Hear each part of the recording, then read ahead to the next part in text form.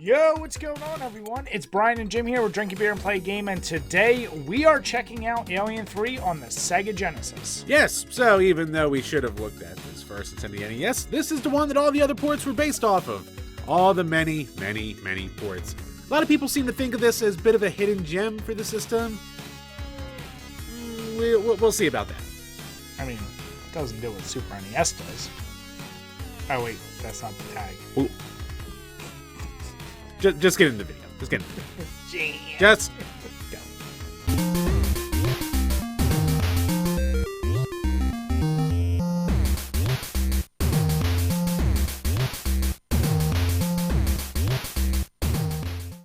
Released in 1992, this was developed by Probe Software and Acclaim Entertainment. So, this is based on the movie, the one everybody loves. So that's why we have 1,000 ports of it. Nobody loves it. Yeah, that's pretty much right. So it originally came out on both the Genesis and Amiga, but then there are a bunch of different versions that came out for the Commodore 64, the Game Boy, the Game Gear, the NES that we already looked at last week. Click the link below so you can watch that video. The Super NES and the Master System. So, is this game worth having so many different ports based off it? Let's take a look. Nope. Ryan, god damn it. They don't call me Spoil Master for nothing. Let the people stick around for our analytics. God damn it. What? Jim, would you call me a spoiler like on the back of the Super and Fast and the Furious? The graphics. Well, like Jim said, this game did come out first, and I gotta be honest, I thought it looked really good. But some of the flash and the pizzazz of the details in the sprites themselves tends to go away when you notice the backgrounds. There are lots of colors, so that is a plus.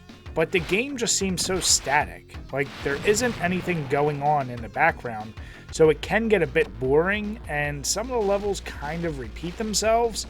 Yeah, they try to vary it up with some of these levels, like where you have the lava, or you have these foreground objects, but still, it can get boring. And on top of that, you really only see the 3 enemies, which are facehuggers, the actual xenomorphs themselves, and the guardians. So, after a while, you will get a little bit bored.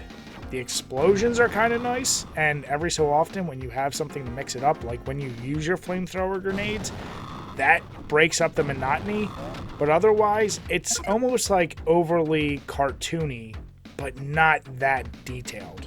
At the end of the day, it still looks good, but we know the Genesis was capable of doing a lot more, so when it comes to scores, I gave it a 7 and Jim gave it a 6. I still think it looks above average, and I do like the way some of the level designs look. I just wish there was a little bit more going on. So when it comes to beer, I'm only adding 1 because this is not blast processing. The sound. Once again, like I said in the NES video, this soundtrack is actually pretty well composed, and all the songs are kind of catchy, but it doesn't feel like it fits in this game. Like, it's a little goofy that it's over-the-top action and you're playing an Aliens game. I don't know, it never vibed right with me. Like I said, I can't knock it for how it's composed because it's pretty well done. The sound effects themselves, you have a lot more than in the NES. You have different gun sounds this time, you have yells from the survivors, and some minor voice acting, so that's all nice. But what kind of gets screwed up is with the sound effects, they're like overly modulated, so it comes off a little bit staticky and can be a little jarring at times. The sound certainly is not perfect, but like I said, that soundtrack, it's decent. It just feels like it should be in a vertical shooter or something else. So when it comes to scores, we both gave it 7s. We recognize it's above average. When it comes to beer, I will add 1, because I really wish they would have rethought what the soundtrack should have been for a game like this. Alright, the control. It's simple, but it works, and you only need a 3-button controller for it. So the A button lets you cycle between all your weapons, the B button is shoot, and the C button is jump. Pretty standard stuff for the Genesis. And yeah, I mean, you can pause with the start button, and that's kind of it. All the button inputs are pretty snappy and responsive. The jumping's a little goofy, you're always going this little bit of a weird arc when you do it, but you do get used to it eventually.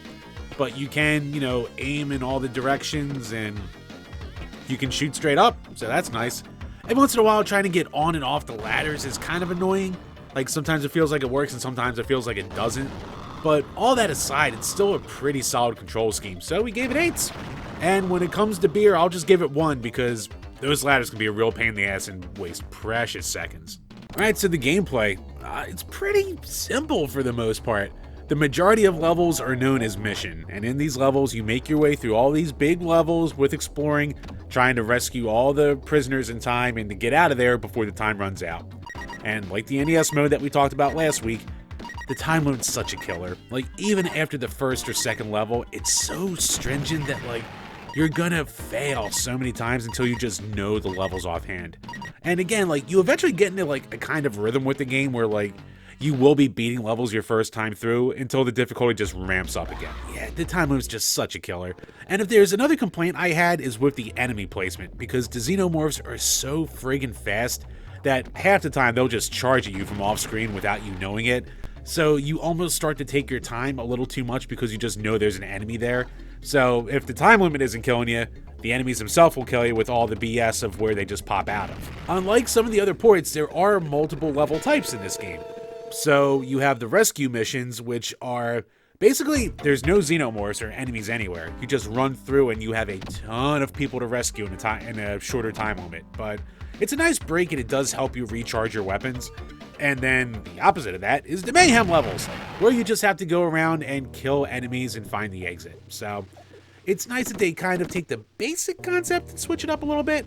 And of course there's the Guardian levels, which are basically the boss fights, which are super strong aliens that you gotta kill in a short time limit. And that's really it.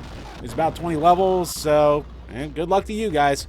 So yeah, when it comes to scores, we both gave it 6s. It's definitely slightly above average compared to a lot of other generic run and guns out there, but it's got so many things of just, BS, it just holds it back from being a better game. The originality. Well, everything I said for the NES can actually be amplified because, as Jim mentioned, this was the first port of the Alien 3 movie. So we had to give it extra points there. And granted, no one, at least from these early systems, would have wanted a game with only one alien, so I understand why they went the route they did with all these extra aliens, and it was kind of an interesting idea, having this needing to rescue people while fighting with a time limit. I can't think of a ton of games that were like this, although I'm sure some of you in the comments probably could correct me. Still, to us, it felt like a little bit of a new experience, and comparing it to some of the earlier Alien games before this, it's felt unique. So, when it comes to scores, we both gave it 5s. There's something here, and when it comes to beer, I'm not going to add any, because honestly, you probably shouldn't have even ported this game from that movie, because that wasn't the best movie to begin with. Mostly. Damn it! They killed her. Alright, replayability. Not a lot here, let's be honest. There's no alternate endings, there's no, ways to switch up the level order that you go in. There's no easy way out? I'm trying to remember the rest of the lyrics and I can't do it right now. No shortcut. Alright, I failed you all. But yes. So really the replayability comes from how hard and stringent the levels are with the time limit, because you're going to have to just keep doing them over and over again until you know exactly what to do. There's one cheat code that will let you skip levels. That's the only cheat code in this game. So if you're like me and need gameplay footage, that comes in handy, or if you just want to see the end. But yeah, outside of that, there's no reason to come back to this once you quote-unquote beat it. So when it comes to scores, Brian gave it a 4 and I gave it a 3. It's just a lot of BS you have to deal with. And when it comes to beers, I'm going to add 2 beers. 1, for a lack of cheat codes, what the hell, and 2, for the lack of really any reason to come back once you beat it. Alright, Jim, so is this a hidden gem for No. It's alright, but it's not a hidden gem. Like, there are people who love this game. I don't get it. To me, a hidden gem is a game you can go back to later on. And you play it, and you're like, oh wow, this holds up, or this is still really good, or man, why did I never hear about this before? This is one of those ones that people are like, oh look, classic game, oh I love Alien 3. And I went and played it, and I was like, this is it? It's okay. It's fine. It's a lot of BS. It's annoying. It's an annoying game. You could say it's like an original. This is one of those games like you almost, I feel like, you need to be on Ritalin or Coke or something, because you need to have the reflexes to deal with the aliens, remember where everything is, and get through it ultra fast. Like, it's all memorization. I hate games like that. Yeah, like they become very boring, but you can't deny, yes, it is difficult.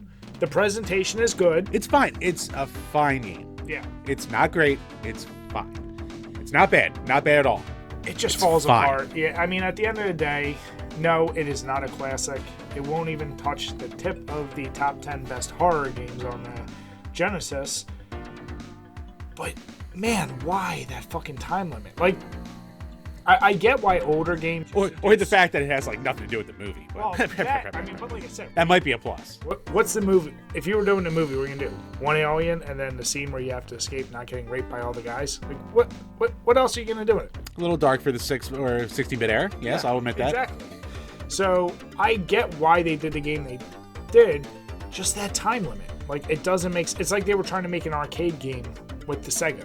They didn't have a lot of ideas for it, so they just made, like you said, they didn't have a lot of ideas for it, so they just made it so you had to play it more, so you couldn't beat it in a weekend. It's one of those ones that was like rental proof. Yeah, it was like they needed to inflate the difficulty, and they're like, well, we already have the aliens fast, we already have a lot of them, there's not a ton of ammo, time limit. There you go. Yeah, there you go. Yeah, there you go. Now you got to buy it if you want to beat it.